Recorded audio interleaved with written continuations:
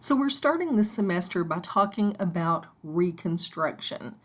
Don't worry that these slides don't look like the textbook that we're working with this semester. The information is still the same. So just wanted to clear that up right off the bat. At this point in history, we've already had the Civil War. This is the United States' attempt to recover and rebuild from that Civil War. So here we are, the Civil War is over, leaving many southern cities devastated. The South lost 250,000 soldiers. That's 250,000 soldiers. And the biggest impact on the South, obviously, other than the loss of people there, was that the South's economic institutions were devastated. And when I say the economic institutions, I'm really talking about one, and it was slavery, because the South's economy was based on free slave labor. Now, I know that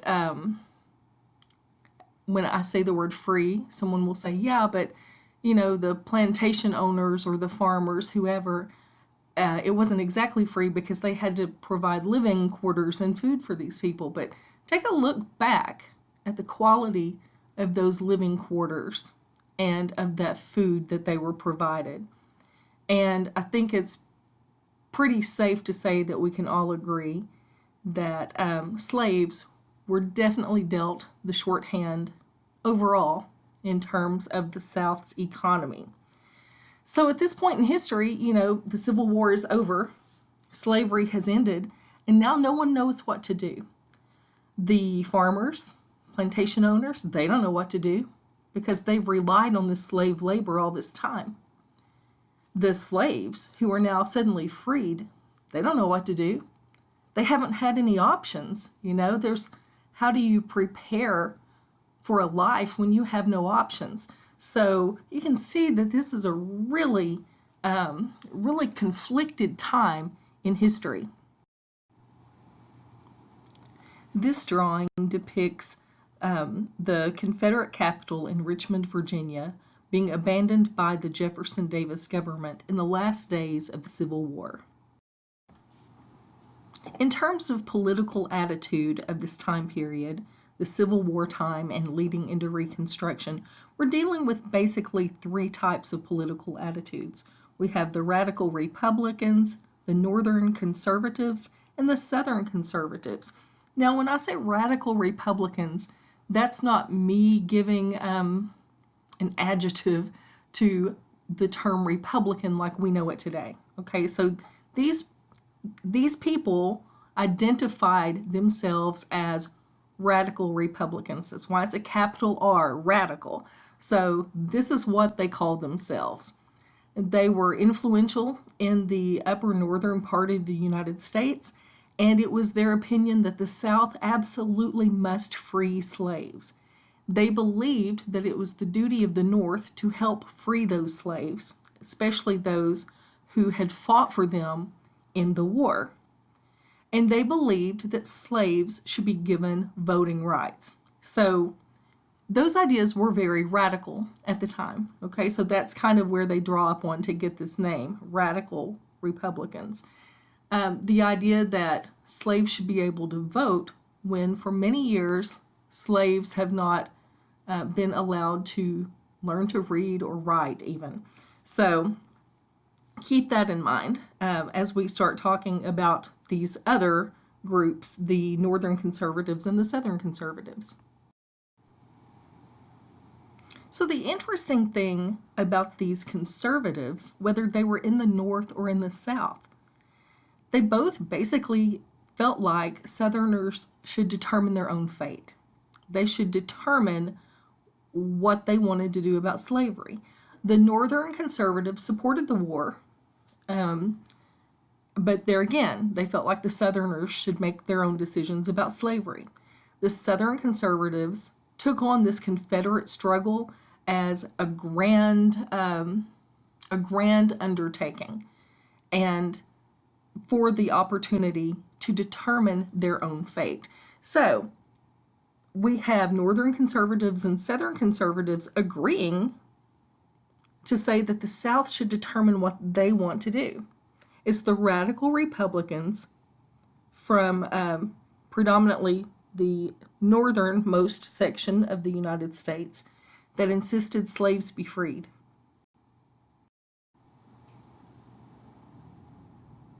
So there are still two other groups that we need to consider during this time period too. There were Southern Unionists, people from the South who supported the Union cause. They rejected the idea of secession, and the slide should say secession instead of succession.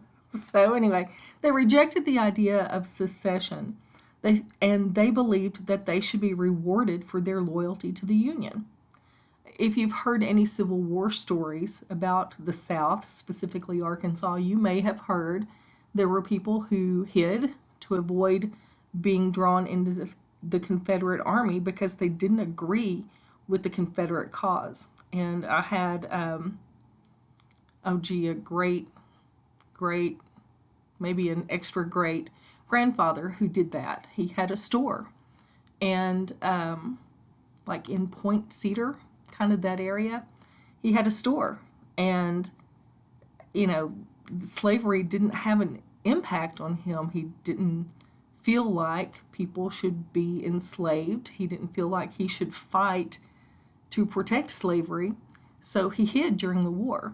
He would come home at night to help his wife learn to manage the store while he was hiding out. He'd come home and eat at night and stuff when he could travel freely. Until then, he'd hide in the woods most of the day. Not something that a lot of people were proud of at the time. Families often hid that kind of story. So anyway, your own family may have similar stories, or you may have people who proudly joined the Confederacy to fight for what they believed to be correct. Keep in mind that we have to judge history in its time period. So we can find out these things now and they can be really interesting to us, but just keep in mind that we make our decisions based on the current time and what was going on in the past. So we have to kind of be well-rounded in knowledge, what's going on today, what was going on then, in order to draw some conclusions. Obviously, we know today that slavery is not equality in any kind of way at all, and that all people deserve equal rights according to our Constitution. Southern freedmen are the slaves who had been freed from the South. They believed that they deserved all rights. They deserved the right to vote and to be educated and to own property and all of that. So we have these beliefs at the time of Reconstruction as well. President Lincoln knew what he was dealing with as Reconstruction began. He knew that the South had fought a very hard fight to preserve the slavery that they felt like they had the right to preserve. I don't know if you've ever been in a situation where you've had to kind of negotiate a compromise. And of course, there is no compromise in war. You either win or you lose, right? I mean, for the most part. So the South lost. But Lincoln didn't want to rub their faces in it. And, it was a hard enough pill to swallow for the South anyway. So he devised this plan that was pretty simple. He said that for states to re-enter the Union and to have federal benefits again and everything, that they would need to agree that there would be no slavery, and 10% of the voters who had voted in the last presidential election simply had to pledge loyalty to the Union. And if you've studied the early part of civilization, then that may sound a lot like feudalism, like vassal feudalism. But this was less about loyalty to a person as it was about loyalty to establishing the federal government. The government was broken. It had been in two pieces, the Union and the Confederates. So in order to kind of pull it back together again, Lincoln's like, look, if we can only get just 10% of that voting population to say, hey, we'll support the Union, then everything will go back to normal. So he didn't want to rub salt in the wound. He wanted to make rejoining the Union as easy as possible. Of course, problem, Lincoln is assassinated. Now, Johnson decides, he's going to stick with this idea of Lincoln's Reconstruction. However, during his government, during his tenure, the rights of Black people are severely restricted with something called Black codes. And as we continue developing these Black codes through the South, most of the time you'll hear those referred to as Jim Crow or Jim Crow laws. So Jim Crow was actually a character. He was a character portrayed by a white actor in blackface who was pretty much a clown, So these Jim Crow laws took the name of that character. If you've taken any other history classes here at ASUTR, at some point we've inevitably had the conversation that history is written by the winner. And that's generally the case until people start looking at it years later and say, what about the other people? And so to me, that's when history gets really interesting. But this portrait reminds me of that because it's an idealized portrait of Andrew Johnson. His actual photographs actually show him with coarser features, and this is a more idealized way of how he wanted to look in his official portrait. Let's talk for just a minute about the 14th Amendment. The 14th Amendment says, all persons born or naturalized in the United States and subject to the jurisdiction thereof are citizens of the United States and of the state wherein they reside. No state shall make or enforce any law which shall abridge the privileges or immunities of citizens of the United States, nor shall any state deprive any person of life, liberty, or property without due process of law, nor deny to any person within its jurisdiction the equal protection of laws. So that part, all persons born or naturalized in, covered the slaves who had previously not been counted as citizens of the United States. Slaves, remember, were counted as property of slave owners. So the 14th Amendment was primarily to protect the rights from African Americans from being infringed upon by the state governments. So you can see on this map the time in which states were readmitted into the Union under Reconstruction. In Arkansas, we were readmitted in 1868, and that was by state action. So that means that 10% of the voting public who had voted in the previous election agreed to support the Union, and so through that state action, the state was able to rejoin the Union. Now, you see Mississippi and Texas, Alabama, Georgia, Florida, also South Carolina, North Carolina. Those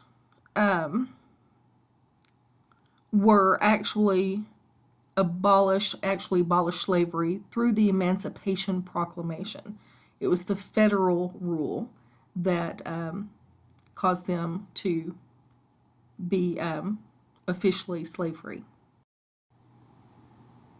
One of the biggest benefits for freedmen who were emancipated was the ability to marry, to recognize a civil union between two people. Think about this. Until then, slaves or African Americans, freedmen, could not marry because they weren't considered citizens, and marriage was the right of a citizen. So, they could have kind of common law marriages.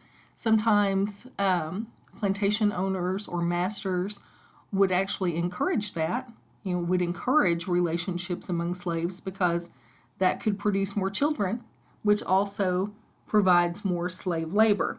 So it wasn't until emancipation that African Americans, these freed slaves, had the right to marry. They had the basic human right, finally, to enter into a relationship.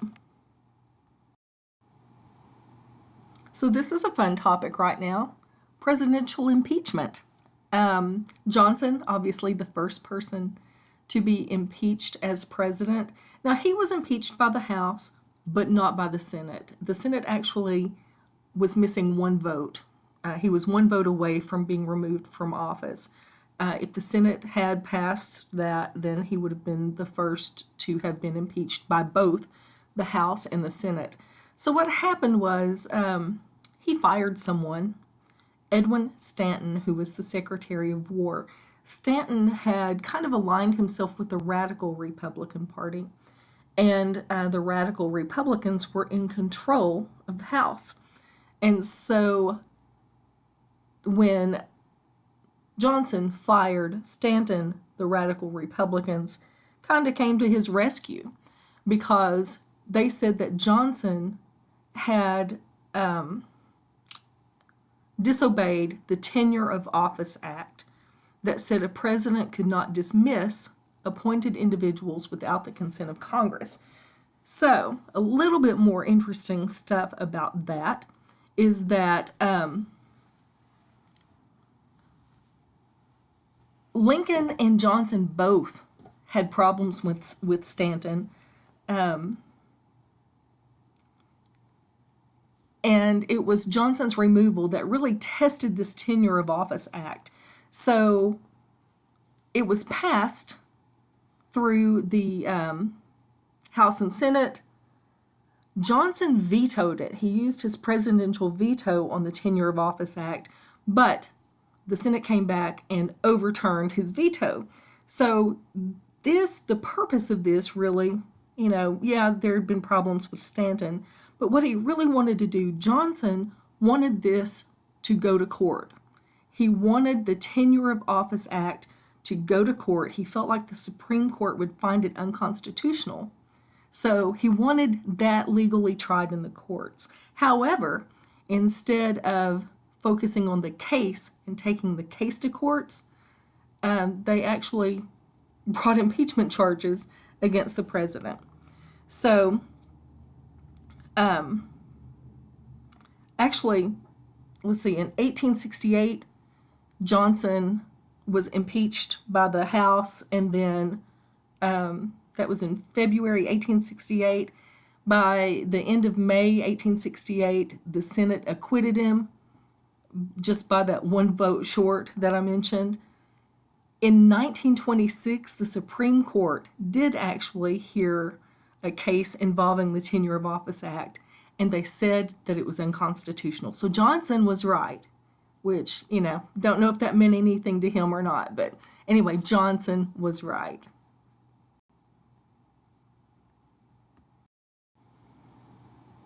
So remember back on that map that I showed you that said Arkansas was readmitted into the Union in 1868. Well, obviously, there's another presidential election in 1868.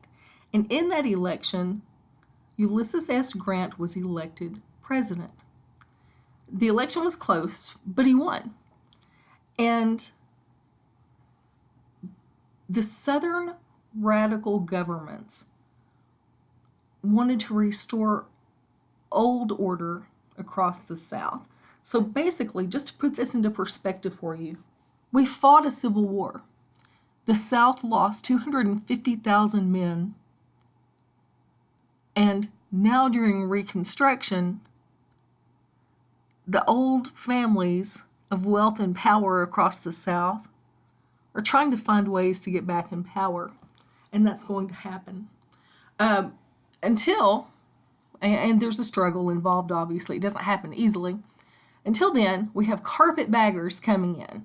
And the South really was furious about these people coming in from the North with their tapestry bags or carpet bags, who came in and they wanted to kind of get in on this rebuilding of the South, usually for profit. So as the South starts to rebuild, in terms of economic recovery, agriculture was still very important, and cotton was still king. King cotton. Cotton was the most important crop of the South. So we still have agriculture, we still have cotton production, so we still need farm labor. And so that's where tenantry and sharecropping come in. Now, this is a social transformation of sorts, but not necessarily a good one. It really kind of left things status quo. I mean, the wealthy people are the ones who have the farms, and the wealthy people before the Civil War are the ones who had the slaves. So we have the wealthiest plantation owners still needing slave labor or farm labor, but slavery is outlawed now. So a new system develops where people either became tenant farmers or sharecroppers. So tenantry might mean that the landowner provides you a place to live, and you get to have a portion of the food for your family that you grow on that land, and you're still kind of working, you're still doing farm work, you're still working for the same people generally as before. Sharecropping, also very similar, where you would work a crop and split that with the person who was the manager of the crop. The problem with this is that it was never fair because, remember, we have a lot of African Americans, these slaves, these freedmen, who have been held to an inferior position for so long that many of them couldn't read or write. So it was very easy for the white plantation owners or store merchants to cheat these people because they couldn't read their receipts. They're at the mercy of trusting these people. And, that's not a good situation to be in. A lot of these freedmen found themselves cheated and worked into a situation where basically you become the working poor because you just can't get ahead.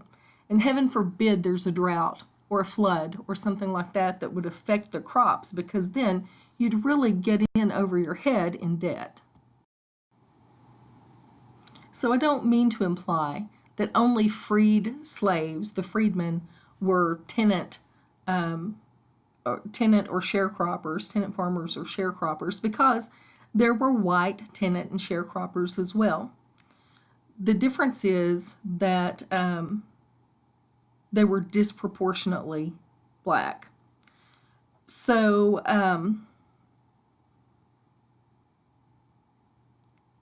there were 24.5% black farm owners versus 63% white farm owners.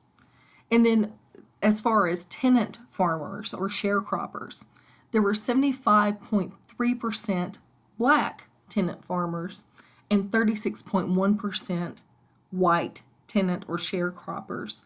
And farm managers, 0.9% white farm managers and 0.2% black farm managers. So you can see that this is very much focused disproportionately as far as African American labor.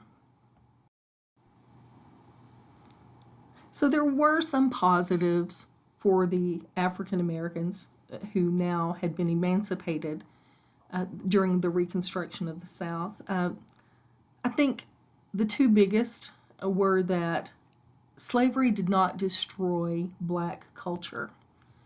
So these slaves who were sold into slavery in America had been here for a few generations by the time the Civil War had fought. And, I cannot imagine being taken from my family or from my culture and put into a different situation and not having that culture with me. I mean, that's the thing that keeps you going. Those traditions, those memories, all of that stuff. So slavery did not destroy black culture. So that was a benefit. Also, at least blacks are getting some more educational opportunities after the Civil War. Not a lot, but at least it's not illegal to teach these freedmen to read and write. Literacy is still very poor at the time, which is what I mentioned in the last slide, and but at least there's some opportunity for learning there. The downside, obviously, is that for many years, and some would argue still today, that segregation continues across the South, and that obviously income was not great either. So, how did these freedmen educate their children? Well, the Freedmen's Bureau was set up. The Freedmen's Bureau was an agency that helped freedmen kind of navigate through emancipation. And the Freedmen's Bureau set up schools for blacks, and former slaves of all ages flocked to them. Booker T. Washington wrote that it was a whole race trying to go to school. And this picture is the Show Hill School, which didn't teach classical education. Instead, they taught industrial training, which was deemed more appropriate at that particular time because these people are looking for jobs. So they're trying to learn ways that they can work.